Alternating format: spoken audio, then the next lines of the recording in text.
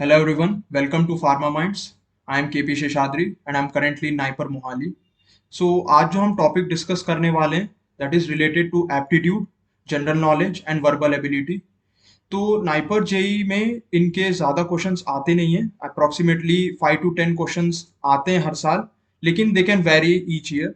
सो लेकिन मैं एक चीज़ बता दूं, इन क्वेश्चंस भले इनके कम आते हैं लेकिन इनकी वैल्यू बहुत बढ़ जाती है, क्योंकि जब हम टेक्निकल क्वेश्चंस की बात करते हैं तो जनरली हर बच्चा पढ़कर आता है एग्जाम के लिए। फॉर एग्जांपल सुटिक्स हो गया, एनालिसिस हो गया, केमिस्ट्री हो गया, ये लगभग हर बच्चे प्रिपेयर करते ही हैं क्योंकि बल्क क्वेश्चंस इन्हीं के ही रहते हैं। लेकिन ये क्वेश्चंस आपके लिए वैल्यू जनरेट करते हैं, बिकॉज हर बच्चा इन क्वेश्चंस को सही अटेम्प्ट करेगा इस बात की कोई गारंटी नहीं है। लेकिन जब आप इन क्वेश्चंस को एक हद तक सही अटेम्प्ट कर देते हैं तो फिर आपके रैंक बढ़ने के चांसेस इंक्रीज हो जाते हैं, आपको एक बेहतर सीट मिल पाती है जो आपका ड्रीम इंस्टीट्यूट है। अगर सबने नाइपर मोहाली आना है तो उनके चांसेस बढ़ जाते हैं नाइपर मोहाली आने के। और प्लस हर क्वेश्चन की तो सिमिलर वैल्यू है नाइपर जेई के एग्जाम में। सो अगर आप इन क्वेश्चन को सही करते हैं और अगर अगर आपको दूसरे क्वेश्चन अगर आपके गलत हो भी जाते हैं तो ये क्वेश्चन को एटलीस्ट कवर अप कर देंगे। So that is their value. और plus along with that aptitude हो गया, वर्बल एबिलिटी हो गई, ये जिन लोगों की अच्छी है, जिन लोग को बुक्स पढ़ने की आदत है, जिन लोग की इंग्लिश सही है और प्लस जिन लोग लॉजिकल एबिलिटी आराम से सॉल्व कर लेते हैं, वो लोग generally words and there meaning, synonyms, antonyms या एप्टीट्यूड हो गया, वो आराम से सॉल्व कर लेते हैं। अब बात करें हम जनरल नॉलेज की, तो जनरल नॉलेज बहुत बड़ा ओशियन है यार। उसमें से अगर एक स्पेसिफिक पर्ल निकाल के अगर क्वेश्चन के तौर पर अगर आपको पेश किया जाए तो बहुत मुश्किल हो जाएगा। तो जनरली आप कितना करंट अफेयर्स पढ़ते हैं, अभी तक आपने कितनी जनरल नॉलेज एक्वायर की है, उस पर डिपेंड करता है। वो बहुत बड़ा ओशियन हो जाता है, तो we can not be sure about that. हम इन क्वेश्चन से रिलेटेड भी श्योर नहीं हो सकते। मैं एक चीज आपको बता दूं, हम कोशिश करेंगे कि हम हर एस्पेक्ट को कवर करें, लेकिन we can not be exactly sure कि यही क्वेश्चन आएगा एग्जाम में करके। सो हम कोशिश करेंगे कि हर एस्पेक्ट को कवर करें, लेकिन वी कैन नॉट गारंटी। और प्लस मैं एक चीज और बता दूं, ये एक डेमो सेशन है। हम एक डिटेल सेशन और लॉन्च करेंगे जीपैट के एग्जाम के बाद। तो अगर आपको ये डेमो सेशन अच्छा लगता है तो मैं आप सभी से रिक्वेस्ट करूंगा कि नाइपर का जो डिटेल सेशन है, जो डिटेल कोर्सेज हैं, हम जीपैट के बाद लॉन्च करेंगे। उसमें सारी चीजें रहेंगी, टेक्निकल कोर्सेज भी रहेंगे, टेक्निकल सब्जेक्ट्स भी रहेंगे, along with this aptitude, verbal ability, general knowledge, इसका भी एक डिटेल कोर्स रहेगा। उसमें हम और डिटेल में बात करेंगे कि कैसे आप और अच्छे से उन क्वेश्चंस को सॉल्व कर सकते हैं। So moving on to the topic, पहला टॉपिक है वो है वर्ड्स एंड देयर मीनिंग्स। इसमें मैं एक चीज बता दूं, घबराने की जरूरत नहीं है। हर किसी को हर वर्ड की मीनिंग पता हो ऐसा जरूरी नहीं है, लेकिन जनरली जिन लोग को बुक्स पढ़ने की आदत रहती है, जिन लोग को डिक्शनरी वगैरह पढ़ने की आदत रहती है, उनके लिए थोड़ा ये ईजी हो जाता है सॉल्व करना। लेकिन घबराने की जरूरत नहीं है, बिकॉज अगर आपको नहीं भी समझ आ रहा है, कई बार आप डेसिफर कर सकते हैं वर्ड्स को देखकर। जैसे इसमें पहला वर्ड ही आप देख लीजिए, वो है मैग्नानिमस। समझ में आ रहा है, कोई मतलब बड़ी चीज को रेफर कर रहा है, वो जो एक्स्ट्रा ऑर्डिनरी हो, अबव द ऑर्डिनरी हो। तो इसमें लिखा है कि जनरस और forgiving specially towards less powerful people और राइवल्स। मतलब कि एक बंदा जो बहुत पावरफुल है लेकिन वो बहुत जनरस है, मतलब अगर उसका राइवल से अगर कोई गलती हो भी जाती है तो माफ कर देता है, दिलेर है मतलब वो बंदा, दैट इज मैग्नानिमस। दूसरा है कि डिवॉर। डिवॉर मतलब, डिवॉर हम जनरली एनिमल्स के लिए यूज करते हैं, किसी डेविलिश क्रिएचर के लिए यूज करते हैं, जो मतलब जो बहुत भूखे रहते हैं बहुत दिनों से, तो उनके सामने जैसे ही उनका प्रे आता है वो तुरंत से उसको झपट्टा मार के खाने की कोशिश करते हैं। So that is devour, that is eat food और प्रे हंग्रीली और क्विकली। नेक्स्ट आता है वोरासिटी। ये जनरली किसी टास्क से ज्यादा रिलेट करते हैं हम, ये भी थोड़ा डिवोर्स से ही मैच खाता है, लेकिन वोरासिटी इज मोर टुवर्ड्स लिटरेचर। मतलब कोई एक बंदा he is a very voracious reader, मतलब उसको बहुत एंथुजियाज्म है, जील है किसी चीज को करने के लिए या किसी बुक को पढ़ने के लिए, तो उसके लिए हम वोरासिटी यूज करते हैं। नेक्स्ट आता है टीडियस।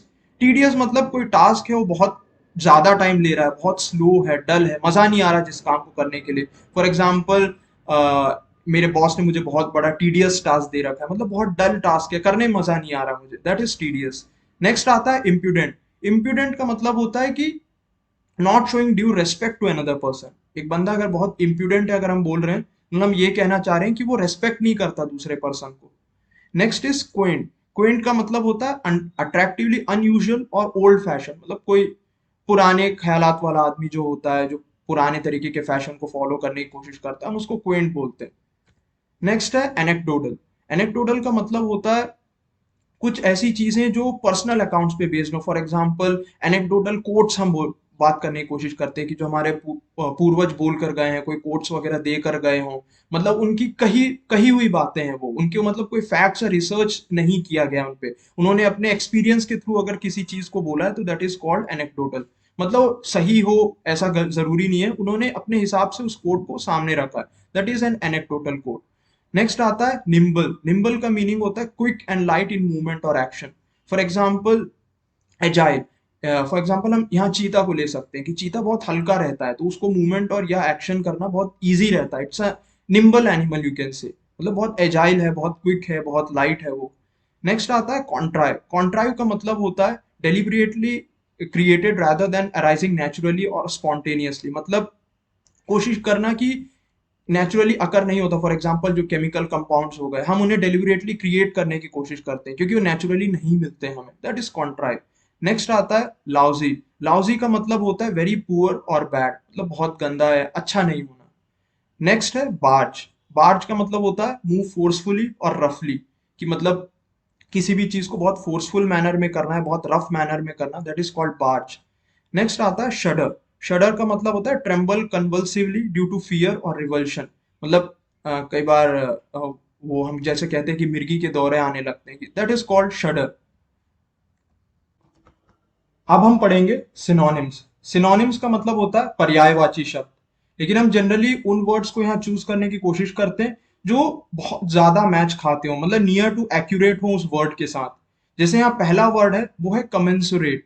कमेंसुरेट का मतलब होता है कि जो करस्पॉन्डिंग इन साइज और डिग्री, मतलब कितना प्रोपोर्शनेटली वो करस्पॉन्ड करता है किसी साइज या डिग्री के साथ। जैसे हम प्रोपोर्शन बोलते हैं, फॉर एग्जांपल हम बोलते हैं कि 2:3 हो गया, मतलब कितना प्रोपोर्शनेट है वो चीज, कितना करस्पॉन्डिंग है वो किसी चीज के लिए साइज या डिग्री में, so that is called commensurate. So यहाँ जो नियरेस्ट वर्ड है वो या तो मेजरेबल हो रहा है या प्रोपोर्शनेट हो रहा है। तो यहाँ लेकिन ज्यादा एक्यूरेट जो वर्ड होगा वो होगा प्रोपोर्शनेट, बिकॉज मेजरेबल समथिंग हो जाता है कि मेजरेबल होता है कि मतलब आप उस चीज को कितने हद तक नाप सकते हो, किस तरीके से आप उस चीज को मेजर कर पा रहे हो। लेकिन प्रोपोर्शनेट हो जाता है कि किस तरीके से वो प्रोपोर्शनेट है वो चीज, मतलब किस तरीके से करस्पॉन्ड कर रही है वो एक रेशियो या प्रोपोर्शन में। नेक्स्ट वर्ड जो है वो है डिबैकल। डिबैकल का मतलब होता है कि एक सडन फेलियर, कि सडनली कोई फेलियर हमें हैंडल करना पड़ गया हो, दैट इज कॉल्ड डिबैकल, कि मतलब एक सडन फेलियर हो जाए। तो यहाँ जो लगभग जो वर्ड्स हैं वो बहुत मैच कर रहे हैं एक दूसरे से। कोलैप्स हो गया, डिक्लाइन हो गया, डिफीट हो गया, डिसग्रेस हो गया। सो ये वर्ड्स बहुत आपस में एक दूसरे से मैच कर रहे हैं, लेकिन जो नियरेस्ट वर्ड होगा वो है कोलैप्स। कोलैप्स होता है कि सडनली किसी चीज का ध्वस्त हो जाना, खत्म हो जाना। So that is the nearest word to debacle, that is collapse. ना डिक्लाइन होगा, डिक्लाइन होगा मतलब एक स्लो डिग्रेडेशन होने लगे किसी चीज का। डिफीट का मतलब आप सबको पता है कि हार है। डिसग्रेस मतलब कलंक जिसको हम बोलते हैं, that is called disgrace. So debacle का नियरेस्ट सिनोनिम होगा कोलैप्स। इसलिए मैं आपको बार बार बोल रहा हूँ कि जो वर्ड्स हम बता रहे हैं वही आएंगे ऐसा जरूरी नहीं है। ये बस एक एग्जाम्पल है कि किस तरीके के वर्ड्स आते हैं, ऑप्शंस कैसे रहते हैं, कितना मैच करते हैं एक दूसरे से, कि आप मतलब सोच के टिक लगा सके। अगर आपको नहीं आता, आप एक्यूरेटली श्योर नहीं है, तो प्लीज अटेम्प्ट मत करिए क्योंकि नेगेटिव मार्किंग होता है। लेकिन हाँ, अगर आप दो ऑप्शंस एलिमिनेट कर पा रहे हैं और आपको लग रहा है कि ये एक ऑप्शन है, ये बहुत हद तक सही हो सकता है, सो इन दैट केस आप एक ऑप्शन को टिक कर सकते हैं, वरना मर्जी आपकी है। मैं आपको कहूंगा कि आप नहीं आता है तो प्लीज अटेम्प्ट मत करिए, उन्हीं क्वेश्चंस को अटेम्प्ट करने की कोशिश करिए जिसमें आपको मार्क्स मिलने के चांस बढ़ जाते हैं। लेकिन हाँ, अगर आपको लग रहा है दो ऑप्शन अगर आप एलिमिनेट कर रहे हैं, तो मेरे केस में मैं तो रिस्क ले लेता था कि अगर मुझे लग रहा है कि ये दो ऑप्शन नहीं है, इन दोनों में से कोई एक होगा, तो मैं जनरली अटेम्प्ट कर देता था। क्योंकि एक हद तक ना आप इस एग्जाम में रिस्क ले सकते हो, मैं ऐसा नहीं कहूंगा कि एकदम रिस्क ले लो, बट एक मेजरेबल रिस्क आप ले सकते हैं इस एग्जाम में। नेक्स्ट आता है जर्मेन। जर्मेन कहीं किसी भी हद तक जर्मनी से रिलेट ज्यादा नहीं करता है। यहाँ इस वर्ड का मतलब हो जाता है रेस्पॉन्सिबल, या मुझे इसकी रूट मीनिंग पता नहीं है, लेकिन व्हाट आई थिंक आप कैसे लिंक कर सकते हैं कि Germany was related to Nazi Germany, और नाजी जर्मनी बहुत स्ट्रिक्ट था, और माना जाता है कि Hitler was also a very strict person, बहुत रेस्पॉन्सिबल होता था अपनी चीजों को लेकर। तो शायद ये वर्ड वहां से आ सकता है, I am not sure, I am just guessing. मैं आपको कनेक्ट कराने की कोशिश करा रहा हूँ कि इनकेस अगर ये वर्ड आ जाता है बाई गॉड्स ग्रेस तो आप टिक कर सके। तो यहाँ जो जर्मेन का मीनिंग होता है वो है responsible. Responsible is the correct meaning for germane. Logical भी नहीं होगा, पॉसिबल भी नहीं होगा, रेलेवेंट भी नहीं हो सकते, मतलब आपस में उतना मेल खा नहीं रहे। जर्मेन का मतलब होता है रेस्पॉन्सिबल होना, जिम्मेदार होना, that is called germane. Germany मैंने आपको बस एज अ फैक्ट बताया, अगर सही निकलता है तो अच्छी बात है। मैंने रिलेट करने की कोशिश की कि जर्मनी, नाजी जर्मनी से आप रिलेट कर सकते हैं कि हिटलर एक बड़ा ही रेस्पॉन्सिबल लीडर था, मतलब उसने किस तरीके से अपनी आर्मी को लीड किया। तो that can be related to this word. So germane का मीनिंग होता है रेस्पॉन्सिबल। नेक्स्ट, अब हम आ जाते हैं एंटोनिम्स में। एंटोनिम्स का मतलब होता है अपोजिट वर्ड्स, विपरीत शब्द, जो मतलब अपोजिट हो किसी वर्ड के। सो यहाँ जो पहला वर्ड है वो है फिकल। फिकल आप सबने देखा होगा कि फिकल का मतलब क्या होता है। फिकल मतलब जिस बंदे का माइंड स्टडी नहीं है, नॉट स्टडी। सो इसी से आपको आंसर समझ में आ गया होगा कि इसका आंसर क्या हो सकता है। So steadfast is the correct answer. Steadfast का मतलब होता है जो बंदा स्टडी है, जिस बंदे का माइंड कंट्रोल्ड है, एक जगह पर फोकस्ड है। So that is called steadfast. So fickle का अपोजिट हो जाएगा स्टेडफास्ट। करेजियस नहीं हो सकता। करेजियस मतलब जो बंदा बहुत ही ब्रेव हो, बहुत ही उसमें दिलेरी हो, दैट इज कॉल्ड करेजियस। फिर आ जाता है सिंसियर। सिंसियर मतलब जो बहुत डिसिप्लिन्ड हो, बहुत ओबीडियंट हो, वो भी नहीं हो सकता। हम्बल मतलब जो बंदा जिसके अंदर बहुत ह्यूमिलिटी हो, मतलब जो बंदा बहुत ही डाउन टू अर्थ हो, दैट इज कॉल्ड हम्बल, तो वो भी नहीं हो सकता। फिकल का अपोजिट होगा स्टेडफास्ट।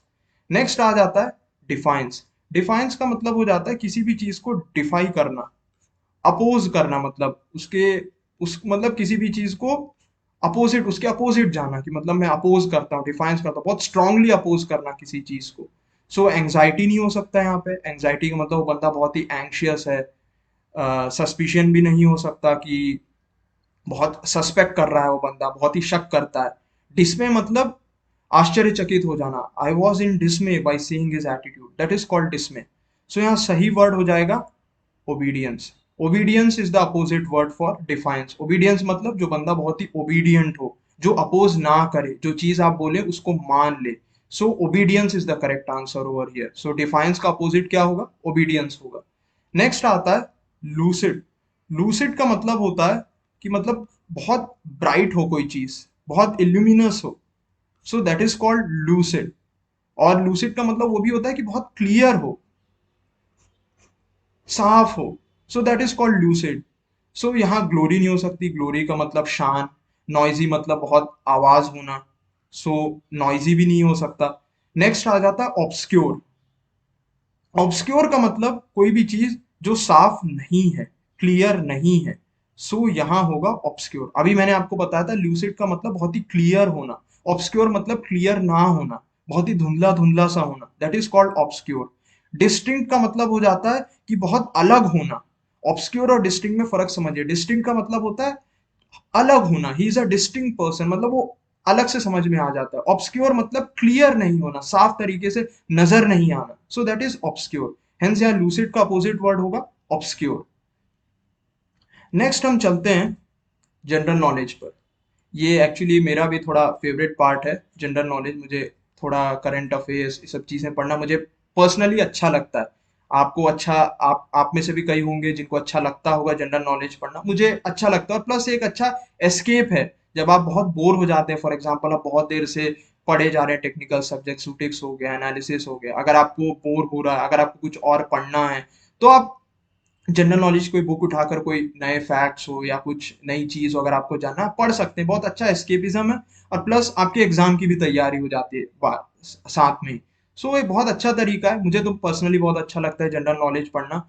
और मैं आपसे रिक्वेस्ट करूंगा कि इस डेमो सेशन के बाद जो डिटेल कोर्स हम लॉन्च करेंगे जीपैट के बाद, उसमें डेफिनेटली आप सब ज्वाइन करिए, जहां हम अच्छे से इन चीज़ों को और अच्छे से डिस्कस कर पाए। आज मैं इन सारी चीज़ों को तो डिस्कस कर नहीं पाऊंगा। इनमें से आज दो चीज़ हम डिस्कस करेंगे, वो है बैंक्स,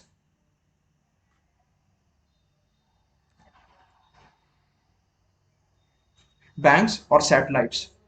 और ये जो लिस्ट हमने बनाई है नाइपर जेई में, हमने देखकर थोड़ा सा एनालाइज किया क्वेश्चन पेपर्स को, तो उससे हमको पता चला कि इनसे रिलेटेड क्वेश्चंस थोड़े ज्यादा आते हैं। जो टॉपिक्स हमने हाईलाइट कर रखे हैं, इनसे रिलेटेड क्वेश्चंस थोड़े ज्यादा आते हैं नाइपर में। मैं आपको फिर बता दूं, जनरल नॉलेज बहुत बड़ा ओशियन है।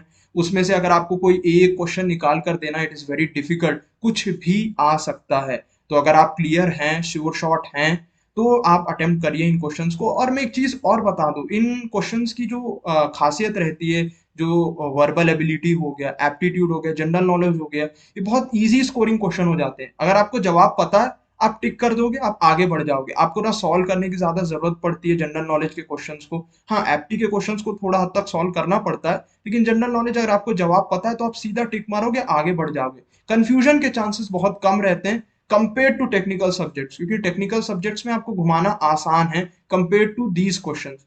सो हमने जनरली देखा है कि अबाउट इंडिया पूछा जाता है जनरल नॉलेज में, वाइल्ड लाइफ सेंचुरीज हो गई, मॉन्यूमेंट्स हो गए, या फिर अगर इंडिया से रिलेटेड अगर और कुछ क्वेश्चन पूछा जा सकता है तो हमारे हेरिटेज साइट्स हो जाएंगे, वो भी मॉन्यूमेंट्स में कवर हो जाएंगे। तो जनरली इससे रिलेटेड क्वेश्चन ज्यादा पूछे जाते हैं नाइपर में अबाउट इंडिया में। और भी बहुत कुछ पूछा जा सकता है, लेकिन हमने जो हाईलाइटेड चीज की है वो है वाइल्ड लाइफ सेंचुरीज हो गया, मॉन्यूमेंट्स हो गया, ये पूछा जाता है। फिर बैंक्स और सैटेलाइट्स तो अभी हम डिस्कस करेंगे ही। फिर आ जाता है पॉलिटिक्स। पॉलिटिक्स में आपसे मिनिस्टर पूछ सकते हैं, सेक्रेटरी पूछ सकते हैं, for example department of pharmaceuticals के हो गए, या फिर करंट पॉलिटिकल सिनेरियो में कौन कैबिनेट मिनिस्टर क्या है। ज्यादा डेप्थ में नहीं पूछा जाता, हमें यूपीएससी की तैयारी नहीं करनी, हमें एक बेसिक जनरल नॉलेज की तैयारी करनी है, जो ऊपर ऊपर से अगर आप पढ़ लें वो भी मोर देन सफिशिएंट होगा। So generally cabinet ministry, union ministry, इन्हीं सब से रिलेटेड चीजें ज्यादा पूछी जाती हैं, सेक्रेटरी हो गया, ये सब पूछा जाएगा। फिर आ जाता है करेंसी, इंडिया की करेंसी हो गई या फिर फॉरेन कंट्रीज की करेंसी हो गई, उससे रिलेटेड क्वेश्चंस आ सकते हैं। फिर रीसेंट बिल्स एंड पॉलिसीज, ये थोड़ा इंपॉर्टेंट हो जाता है अपने फार्मेसी के एस्पेक्ट में, स्पेशली ड्यूरिंग कोविड बहुत सारे बिल्स और पॉलिसीज अपने फार्मा डिपार्टमेंट के लिए लॉन्च किया गवर्नमेंट ने। So that becomes very very important कि रिसेंट बिल्स और पॉलिसीज क्या लॉन्च की गवर्नमेंट ने। स्पेशली अभी हमने देखा कि फार्मर बिल को लेकर कितने प्रोटेस्ट वगैरह हुए। सो ये सारी चीजें रिसेंट बिल्स एंड पॉलिसीज में पूछी जाती हैं। फिर करंट अफेयर्स, करंट अफेयर्स में भी अभी जो हाईलाइटेड है वो चीजें हैं, एआई हो गई, हम सब जानते हैं, चैट जीपीटी हो गया, क्रिप्टो करेंसी हो गया, बिटकॉइन वगैरह हो गया। सो इन सब से रिलेटेड चीजें, या टेक्नोलॉजी में अगर कोई नई चीज आई है तो उससे रिलेटेड चीजों के बारे में ज्यादा पूछा जाता है करंट अफेयर्स में। फिर आ जाते हैं सुपरलेटिव। सुपरलेटिव्स में आ जाएंगे जैसे फास्टेस्ट, स्ट्रॉन्गेस्ट, हाईएस्ट, ये सब चीजें, मतलब टॉलेस्ट, ये सब चीजें जो आ जाती हैं वो सुपरलेटिव्स में आ जाती हैं। वो वर्ल्ड का भी हो सकता है, इंडिया का भी हो सकता है। For example the tallest statue in India is statue of unity. इस तरीके के क्वेश्चन सुपरलेटिव्स में पूछे जाते हैं। फिर आ जाते हैं research institutions and PSUs. There are lot of, specially medical research institutions के बारे में पढ़ने की कोशिश करिएगा, कि मतलब जो मेडिकल रिसर्च के इंस्टीट्यूशंस रहते हैं उनके बारे में ज्यादा पूछा जाता है कि यहाँ मलेरिया रिसर्च इंस्टीट्यूट कहाँ है, नेशनल इंस्टीट्यूट ऑफ न्यूट्रिशन कहाँ है, वायरोलॉजी के इंस्टीट्यूट्स कहाँ हैं। सो ये सब चीजें ज्यादा पूछी जाती हैं। पीएसयूज हो जाते हैं पब्लिक सेक्टर अंडरटेकिंग। ये फॉर एग्जांपल अपना ओएनजीसी हो गया, रेलवेज हो गया, ये सब पीएसयूज में आते हैं। इनसे रिलेटेड क्वेश्चन भी पूछा जा सकता है। फॉर एग्जांपल फर्स्ट पीएसयू कौन सा था, अभी कौन सा पीएसयू है जो सबसे ज्यादा रेवेन्यू जनरेट कर रहा है। सो इससे रिलेटेड क्वेश्चन भी बहुत पूछे जा सकते हैं, चांसेस हैं। मैं फिर से कह रहा हूँ यही क्वेश्चंस आएंगे, इसकी कोई गारंटी नहीं है। अगर आ जाते हैं बहुत अच्छी बात है, if you are lucky enough, इनमें से अगर कोई क्वेश्चंस आ जाता है अच्छी बात है। ये जस्ट हमने जो एनालाइज किया है उसके हिसाब से हमने एक जनरल लिस्ट तैयार की है। हम इन क्वेश्चंस को, इनसे रिलेटेड चीजों को और डिटेल में पढ़ेंगे अपने आने वाले जो जीपैट के बाद आएगा, जो नाइपर का जो डिटेल लेक्चर हमने सोच रखा है उसमें हम पढ़ने की कोशिश करेंगे। आज मैं सिर्फ दो ही टॉपिक्स लूंगा, वो है बैंक्स और सैटेलाइट्स। मैं जस्ट आपको एक स्ट्रैटेजी बता रहा हूँ कि किस तरीके से आप चीजों को पढ़ सकते हैं, किस तरीके से एनालाइज कर सकते हैं, क्योंकि हमें हर चीज नहीं पढ़नी है, हमें एक लिमिटेड स्कोप तक चीजों को पढ़नी है। सिर्फ इतना जानना है कि हमारा एग्जाम में जो आए क्वेश्चन तो हम सॉल्व कर सके। सो पहली चीज है बैंक्स। बैंक्स के बारे में एक चीज बता दूं, इंडिया में बैंक्स के बहुत सारे टाइप्स हैं। अब मैं सारे टाइप्स डिस्कस करते नहीं बैठूंगा, बहुत टाइम चला जाएगा उसमें। सो इस इन सब का आप कह सकते हैं mother and father of all banks in India is RBI, क्योंकि it is the central bank. Central bank होने के नाते ये सारे बैंक्स को कंट्रोल करता है। इट वॉज फाउंडेड इन 1935, और जो करंट गवर्नर है उसके हैं शक्तिकांता दास। और प्लस आरबीआई के बारे में एक और चीज बता दूं कि यहाँ ट्रांजैक्शंस नहीं कर सकता, एक आम आदमी ट्रांजैक्शंस नहीं कर सकता। मतलब you can't transact in RBI, आप अपना अकाउंट नहीं खोल सकते आरबीआई में। आप एसबीआई में अकाउंट खोल सकते हैं, पंजाब बैंक में अकाउंट खोल सकते हैं, लेकिन आप आरबीआई में अकाउंट नहीं खोल सकते। ये जनरली हमारे मॉनिटरी पॉलिसीज को कंट्रोल करने के लिए बैंक एस्टैब्लिश्ड है। ये it is not for a common man, इसमें ट्रांजैक्शन नहीं कर सकता, it is not meant for transaction, it is a central bank जो हमारी मॉनेटरी पॉलिसीज को कंट्रोल करता है। इट वाज फाउंडेड इन 1935, मतलब बिफोर इंडिपेंडेंस को फाउंड किया गया था।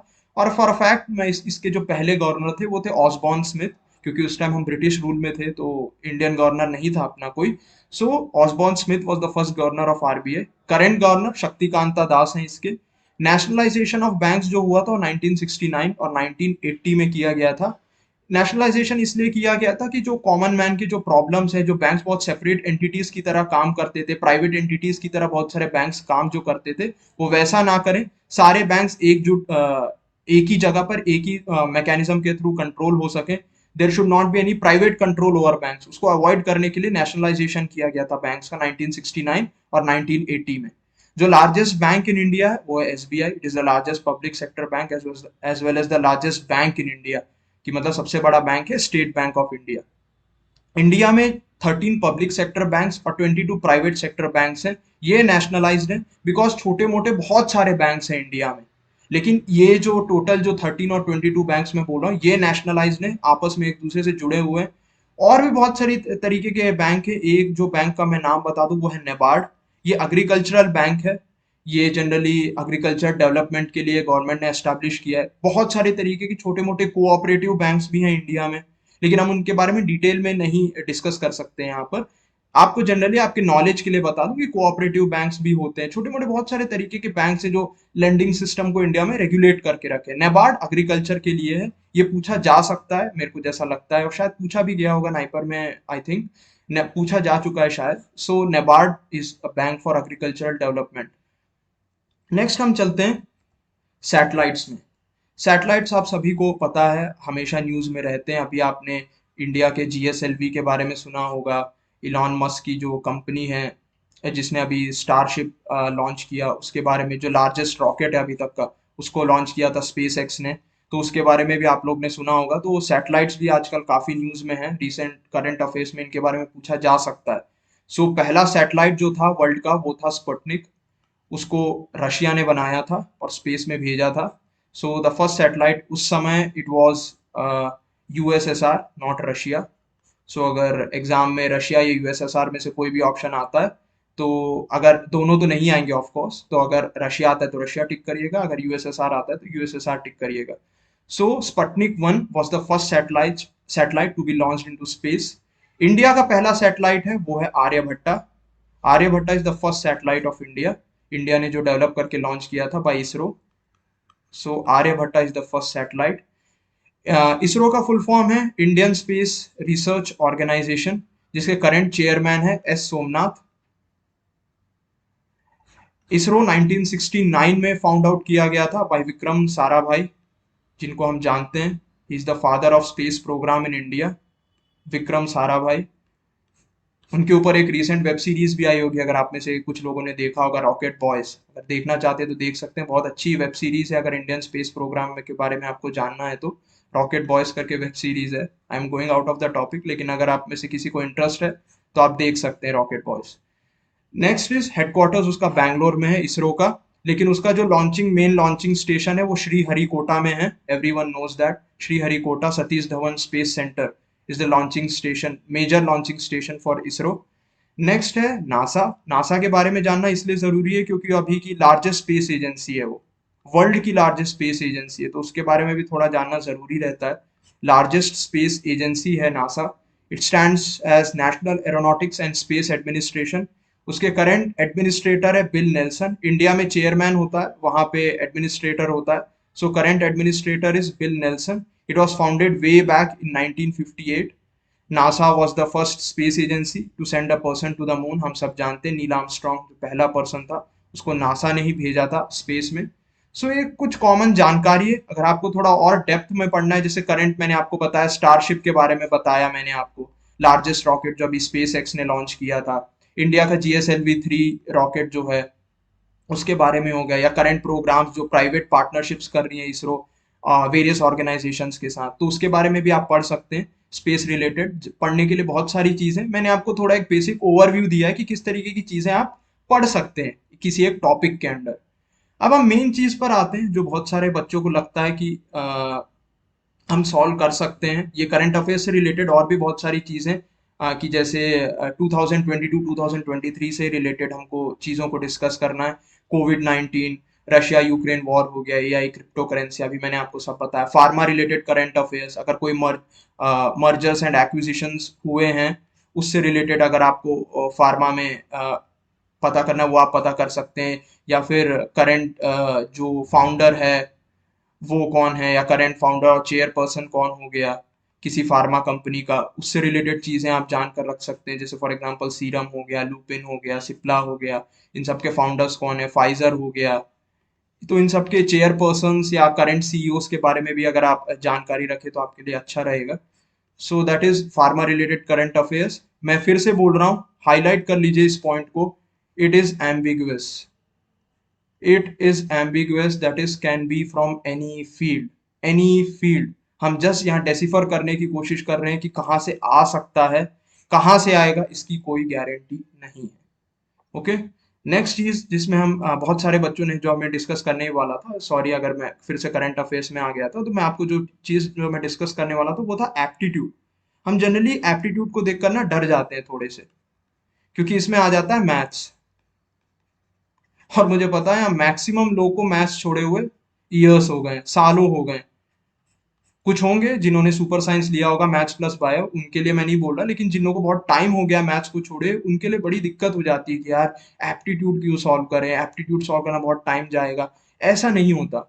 हमको क्वेश्चन देखकर डरना नहीं। वो लोग इतना टफ एप्टीट्यूड नहीं पूछते नाइपर में। It is not IIT JEE का एग्जाम या यूपीएससी का एग्जाम जहाँ बहुत टफ एप्टीट्यूड आएगा आपके लिए, ऐसा नहीं होता। बहुत ईजी रहते हैं एप्टीट्यूड। और प्लस एप्टीट्यूड का एक फायदा रहता है, सही तो फुल मार्क्स मिलेंगे, गारंटीड फुल मार्क्स, कोई नहीं रोक सकता। कंफ्यूजन ही नहीं रहेगा। अगर आपको आपने सही सॉल्व किया तो वही आंसर होगा। सो डेफिनेटली अगर आपको आता है एप्टीट्यूड तो सॉल्व करिए। ये श्योर शॉर्ट मार्क्स है, बहुत कम लोग इसे सॉल्व भी करेंगे, तो आपके पास एक एडेड एडवांटेज रहेगा जो मैं स्टार्टिंग से आपको बोलता आ रहा हूँ। एडेड एडवांटेज रहेगा। छोटे छोटे मार्क्स के लिए यार रैंक बहुत आगे पीछे खिसक जाते हैं, फिर नाइपर मोहाली नहीं मिलता, दिक्कत होने लगती, फिर लगता है यार कैसे करें करके। सो एप्टीट्यूड डेफिनेटली अगर आता है तो सॉल्व करिए। सो यहाँ जो फर्स्ट क्वेश्चन है वो है, इक्वेशन को ध्यान से देखिए। क्या है इक्वेशन? इक्वेशन है 5x plus 4y plus 10z equal to 13। ये इन क्वेश्चंस को ना जनरली हम क्वाड्रेटिक इक्वेशन से सॉल्व करते हैं, लेकिन हमें यहाँ उतना ना लॉजिक लगाना नहीं है, इतना टफ नहीं करना है हमें इस क्वेश्चन को। एक इक्वेशन से क्वेश्चन सॉल्व हो जाएगा, लिख के ले लीजिए, सिर्फ इस एक इक्वेशन से ये पूरा क्वेश्चन सॉल्व हो जाएगा। पूछिए कैसे? कि जैसे आप ऑप्शंस को एलिमिनेट करके देख लीजिए। ऑप्शंस को यहाँ x की जगह x की वैल्यू पुट कर दीजिए, y की जगह y की, z की जगह z की। अगर 13 आ जाता है आंसर, बस वही है आंसर। पहला ऑप्शन क्या है? 5 इंटू टू 10। x की वैल्यू क्या है यहाँ पर? 2 है ना, तो 5 multiplied by 2 is 10, 4 multiplied by 1 is 4, and 10 multiplied by 1 is 10। Add up करेंगे कितना आ रहा है? 10 प्लस 4 14, 14 प्लस 10 24। तो क्या ऑप्शन होगा? नहीं होगा। पहला ऑप्शन नहीं होगा, कट कर दीजिए। अब दूसरे ऑप्शन पर आते हैं। दूसरे ऑप्शन में क्या लिखा है? 5 into 1 plus 4 into 2 plus 10 multiplied by 0। कितना होगा? 5 प्लस 8 प्लस 10 इंटू 0 क्या होगा? 0। सो 5 प्लस 8 13। सिंपल, आ गया ना? This is the answer. So घबराने की जरूरत ही नहीं है यार, बहुत इजी इजी क्वेश्चंस आते हैं। अगर आप सिंपल वैल्यू पुट करके इन्हें सॉल्व कर लें तो फट से आंसर आ जाता है। तीसरे ऑप्शन तक भी नहीं जाना पड़ा मुझे, सेकेंड ऑप्शन में ही आंसर आ गया। और थर्ड ऑप्शन फोर्थ ऑप्शन जाना भी रहता तो मैक्सिमम 10 to 15 सेकेंड्स लगते हैं आपको इसको सॉल्व करने में, बस।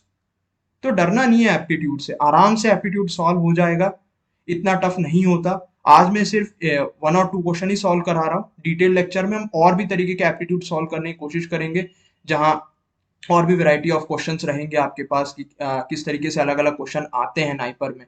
तो उससे रिलेटेड एप्टीट्यूड भी हम सॉल्व करेंगे। आज मैं जस्ट एक एग्जांपल समझा रहा हूँ, वो डर भगाने की कोशिश कर रहा हूँ जो एप्टीट्यूड से रिलेटेड है बच्चों के अंदर। ओके, नेक्स्ट क्वेश्चन है find the odd one out.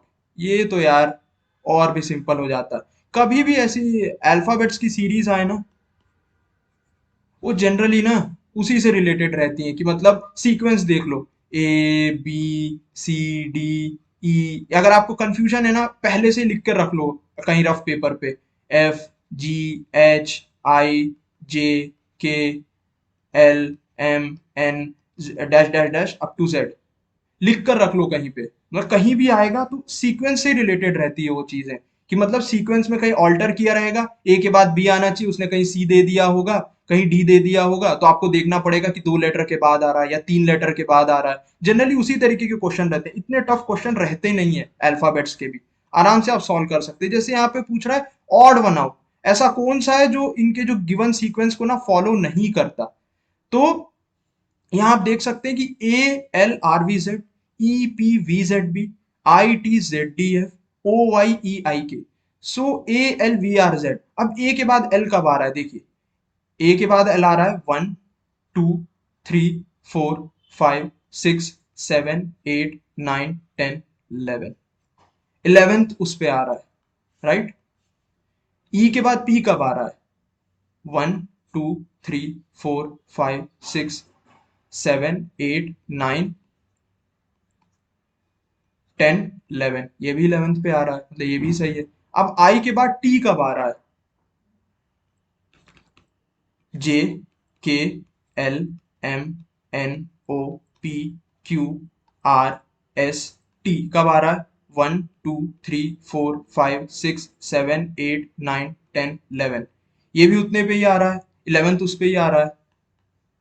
ठीक है। नेक्स्ट है ओ वाई ई आई के, ठीक है, P Q R S T U V W X Y, 1 2 3 4 5 6 7 8 9 10, ये 10th पे आ रहा है। तो सही आंसर क्या होगा, जो ऑड वन आउट है वो है ओ Y E I K. It is the correct answer, O Y E I K. समझ गए आप, सिंपल होता है यार, कुछ ज्यादा टफ नहीं है इसमें। इसमें कुछ ज्यादा उतना सोचने वाली चीज नहीं है, उतना टफ एप्टीट्यूड आता नहीं है। सो डरने की कोई बात नहीं है यार। अभी हमने क्या डिस्कस किया, एक बेसिक एप्टीट्यूड के क्या तरीके होते हैं, करंट अफेयर्स के बारे में देखा हमने, सिनोनिम्स एंटोनिम्स देखे हमने, वर्ड्स और उनके मीनिंग्स देखे, और प्लस उसके बाद हमने जानने की कोशिश किया कि जनरल नॉलेज में आपको क्या क्या चीज़ें पढ़नी चाहिए। फिर से बता रहा हूँ, बहुत बड़ा ओशियन है। अगर आप जबरदस्ती इसमें बहुत टाइम खपत करेंगे, that will not be very smart. सही चीज पढ़नी है आपको, आपको सब चीज नहीं पढ़नी है। यू डोंट, आपको न्यूटन या आपको रामानुजन नहीं पढ़ना है, सब नहीं पढ़ना है आपको। आपको वही सब चीजें पढ़नी है जो आपके काम की है, जो आपको काम आए एग्जाम में, वही सब चीजें पढ़नी है। हमें एग्जाम निकालना है, हमें कोई यूपीएससी या कुछ उसकी तैयारी नहीं करनी है, हमें अपना एग्जाम निकालना है। एग्जाम के लिए जो जरूरी है हम वो सब चीजें पढ़ेंगे। So this was all about this demo session. अगर आपको अच्छा लगता है तो मैं आप सभी से रिक्वेस्ट करूंगा कि आप ज्वाइन करें इस सेशन को। जो आने वाला जो डिटेल सेशन रहेगा उसको आप डेफिनेटली ज्वाइन करें, वहाँ हम और डिटेल में इन सब चीज़ों को पढ़ने की कोशिश करेंगे। मैं फिर से बता दूं कि इतना डिटेल में नहीं जाना है, आपको एक नॉर्मल अपना लॉजिक लगाना है। अगर आप अच्छे हैं लॉजिकल एप्टीट्यूड में तो वरी करने की कोई ज़रूरत नहीं, चिंता करने की कोई ज़रूरत है ही नहीं। So that's all for today. Thank you, have a good day, bye.